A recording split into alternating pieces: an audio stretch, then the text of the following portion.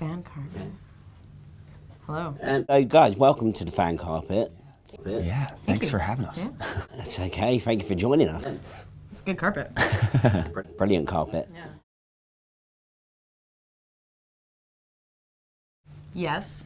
Yes. And I started doing musical theater when I was a kid and watching every Mary-Kate and Ashley movie ever known to human beings. Me as well. And then reciting them. Yeah. You want to do one right now? I'll do it. Takes I two. don't know. Okay, we'll start from the I've beginning. never seen a Mary-Kate and Ashley movie, but they're really great. Your turn. Oh. Yeah, no, the same. I started musical theater when I was a kid. And then I quit when I was like 11 because I lost my voice. And then I moved to Los Angeles when I was 17 and just started kind of working from there. It was a lot of no's. I was a dishwasher for 4 years. I served pies at Marie Callender's. And then I somehow tricked someone into giving me a job. So Well yeah. done. Yeah. And then, then I tricked someone into putting me in Arrow, so now we're here. That was me. He tricked me. You know, basically, you know, my biggest, I think Angelina Jolie or someone said something about, you know, the biggest advice I could give to a young actor is travel the world, because there's nothing more about, you know, I mean, I've been acting in theater since I was a kid, but the only training I've ever had has been in comedy, so it's not in any of the stuff we're doing now. But basically, just travel and listen when people are talking to you, you know, because that's what it is. It's just, you know, learning different mannerisms of different people. Yeah, talking to people, really observing. Yeah, like what we're doing right now. I'm observing you. I'm observing you. I'm going to learn from you. I'm learning. I'm from taking you this with an open heart, into open mind. season 3 of Arrow. I would say. You have to get used to us getting off topic. We just ramble and then we just run with it. So yeah. I think I'd say like you really have to love it, and if you have a plan B, then you're gonna go with plan B. That's great. There's no way. There was nothing in my mind ever that was like, I'm not gonna do this. And I worked at a dog shop, at a dog daycare, and I was a hostess, and I worked retail, I taught yoga, and I was a nanny with a 5-month-old that was like a savior. We actually go into the dog shop that she used to work at. We still go in there, but yeah. Yeah, because I have a dog. I guess that's amazing advice. It's literally in my backyard of my Don't house. have, if you really want to do it, you have to really go for it and not have a plan B. I'm going to use that a lot now, so. Well, I'm going to use yours. I thought that was good. Okay. You're yeah. welcome. Thanks. Okay. Basically, well, you were the one, she knows a lot about the world of the DC I don't. universe. You say this, and then I got in trouble yesterday because I was like, no, I don't. You're always reading comic books. You know so much. I'm always reading. I wouldn't say I'm always reading comic books. I'm reading right now with those Google contacts.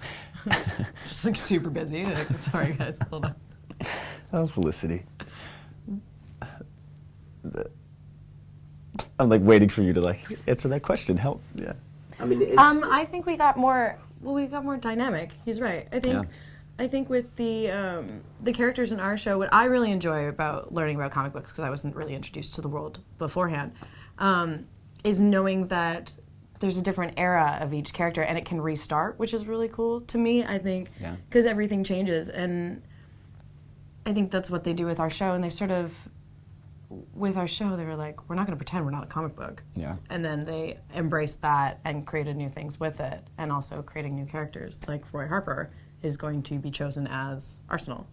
Yeah, and that's what Mark Guggenheim has said. But now, what is there? Everyone's hinting at a certain character that you might become. Who would I I don't want become? to say it because then everyone's going to think you're becoming someone. They don't tell me anything. They try not to, because Emily and I will give any spoiler. That's why they don't tell us anything, because we'll give it away. Well, I tell you my secrets. I tell you my secrets. Okay. Well, I think the thing that I really love about season 2 is they've taken the time to, you know, with Roy Harper, he didn't just, you know, get the suit right away and, you know, didn't have this, you know, they really drew it out and let him go through a gamut of different, you know, horrible things through season 2. And you know, you didn't know if he was going to wake up or stay in a coma, so. Just looking at the back of your script. Yeah, just, am I alive? Am I alive? No. Still in coma. Yeah, but you know, with especially watching, you know, Felicity's role expand, that was, that really is, you know, It's been fun. It's been incredible, especially because season 3, you know, someone else could come and then, you know, they could expand that. So it's nice to always know that there's new characters, but also they're spending as much time on the relationships now as they are on the action, which is something to really look forward to for season 3. And I think even more in season 3. Oh yeah. I mean, that's what we've been told, is it's going to be, I think, a more emotional season. Yeah, emotional, and I hear everyone's tossing around that it's going to be a big ball of lies. Everyone's going to be kind of caught in a bunch of lies. I'm so excited for Thea's storyline. Yeah, Thea's storyline's. I don't know what it's going to be. I'm just so excited because that character's got so much angst. Yeah. Just like angsty.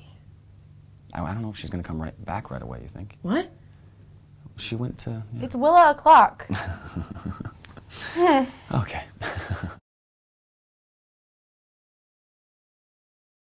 Oh, gosh. Yeah, do you want to move it here? Yeah. Can you help us with that? Yeah, how do we do that? I'd love to. I'd get on the phone. Yeah. And, Can we just show this to whoever and then make them move us What do we here? have to do? What do we have Because to do? I love, I mean, We have to bring our whole crew, though, because our crew's awesome. yeah, we have the best crew on TV. But there is, you know, especially with the end of season 2, I don't wake up in Like this. Hong Kong, but in like this.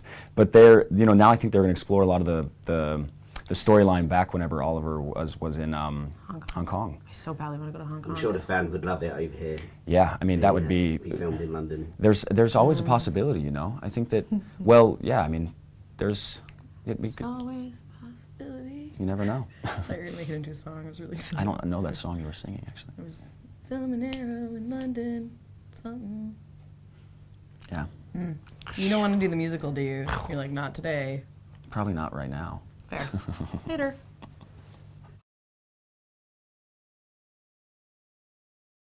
Well, I mean, I always thought that with Flash, I thought for some reason you were going that They were gonna Felicity take was me, going to go Liam Neeson. to Oh. yeah, that she was going to be taken to the other show. But I think that there's always a possibility for crossover. You know, especially with it being such. I mean, they are literally filming across the street from us. Yes, So we would literally just have across to the cross street. over and work there and then come back It to would our be show. so cool to start a morning of shooting Arrow and then be like, oh, see you later, and like I'm going over go to Flash. rock across, like rock style across to. I mean, there's always a possibility, yeah.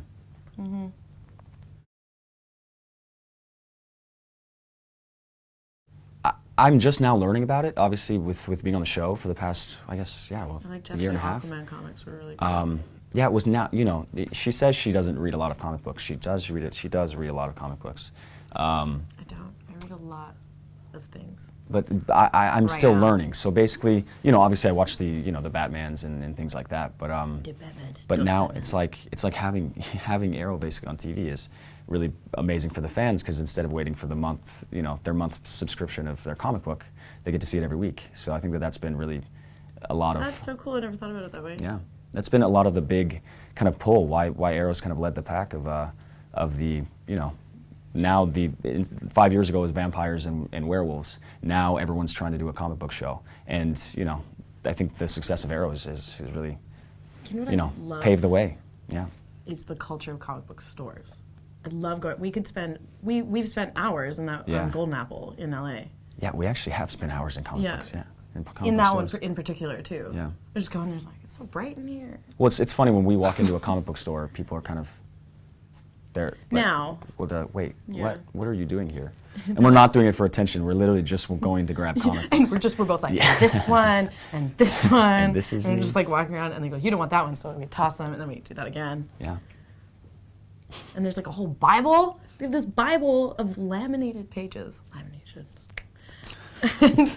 of all of the comic books that they have, and then the arrows, and then which ones they're connected to, Which is insane because it's like the Bible of comic. Yeah. it's like this big. But you know, Yeah. just not many words in that. Well, thanks very much for joining us here on the fan carpet. Okay. Yeah. Thank you so yes, much. thank you for having us. Thank you. Yeah.